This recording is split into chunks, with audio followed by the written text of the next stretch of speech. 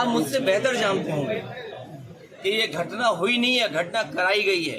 और कराई गई के लिए दोषी कौन होगा?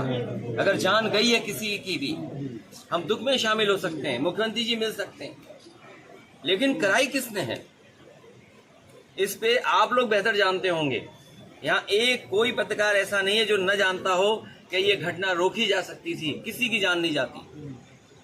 अगर जान गई है, हम दुख बांटने से ज्यादा, जो आज सरकार भी दुख बांट रही है, सरकार को इस बात में दुख करना चाहिए था कि घटना क्यों हो गई, होनी नहीं चाहिए थी। सर, सरफराज की बहन का कहना यह है कि कल पुलिस ने गिरफ्तार किया था और आज इनकाउंटर दिखाया। कल गिरफ्तारी करी और आज इनकाउंटर। उत्तर प्रदेश की पुलिस को बिगाड़ दिया है।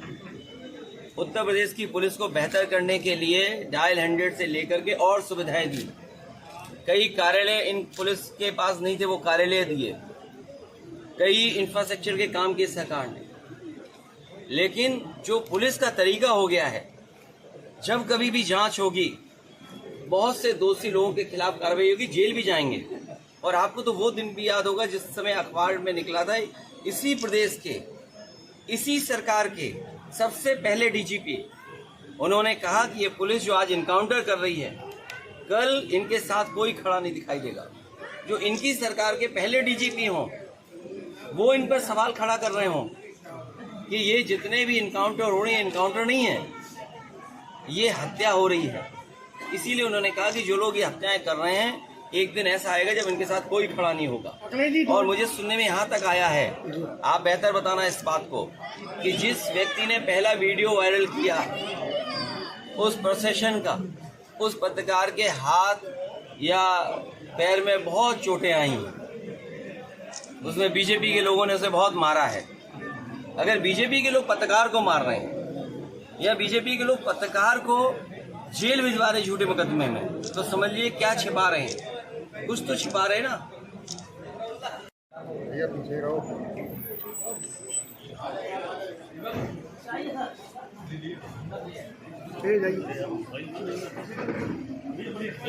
आगे आगे भैया, आगे भाई, माना करो मुरे जी आगे। थोड़ा सा भैया जी, क्योंकि कल कार्यक्रम है, मैं नहीं उपस्थित रह पाऊंगा, मुझे बाहर जाना है, इसलिए आज ही पूरे परिवार के सदस्यों में मिलकर के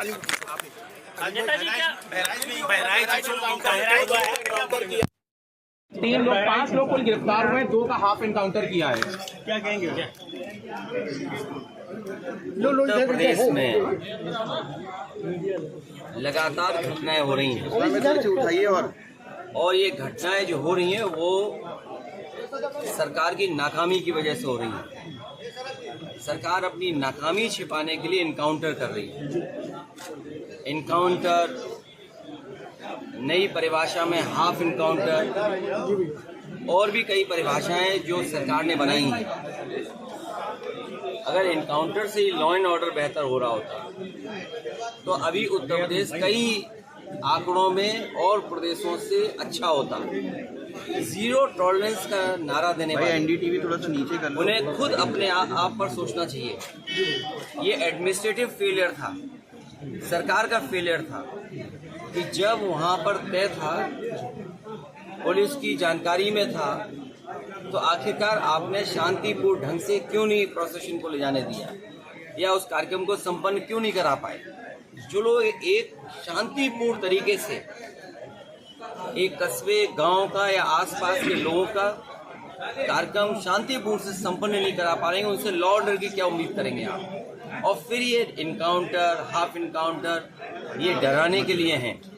आप मुझसे ना नाम बताते ना कुछ बताते, तब भी मैं कह सकता था कि इनकाउंटर किसका किया इन्होंने। इनकाउंटर करना और नफरत को बढ़ावा देना, ये सरकार को नया तरीका मिल गया है काम करने का। ये अपनी सब नाकामी छिपा रहे हैं।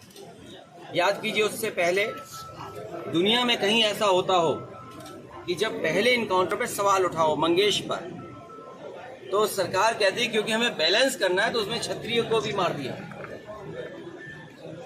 तो ये कहाँ का लॉ एंड ऑर्डर है?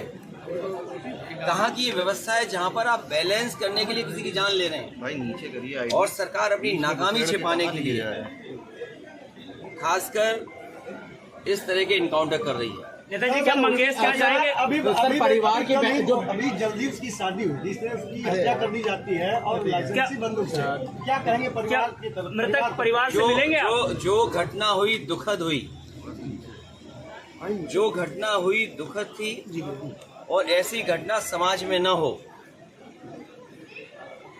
जो वहां पर फेलियर था, हमारे साथी ये पूछ रहे हैं कि आप क्या करते या क्या परिवार से मिलेंगे।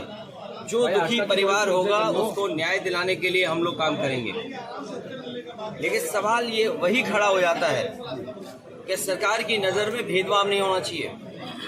सरकार जो अंग्रेजों ने कभी नारा दिया था डिवाइड एंड रूल, सरकार उसी पे काम कर रही है, डिवाइड एंड रूल। ये आम लोग जानते हैं, आम लोग ये बात जानते हैं और आप तो पत्रकार लोग हैं, बुद्धिजीवी हैं और पड़ोसी जिले का मामला है। आप अरे मुख्यमंत्री जी से जो मिलाया हो उसे क्या मुआवजा, क्या नौकरी की बात करें हम। अच्छा बताइए, मुख्यमंत्री जी के साथ जो 2 घंटे वक्त गुजारा हो उन्हें तो सरकारी नौकरी देनी चाहिए और फिर जो फेक एनकाउंटर में निकलेंगे उनको क्या नौकरी देंगे क्या? ये अखिलेश जी 2027 में अगर आपकी सरकार आती तो किस तरह का बदलाव लाना होगा? देखिए, मुझे बताना नहीं है, जो समाजवादियों ने काम किए उससे बेहतर काम करके जनता को सुविधा देने का काम करेंगे।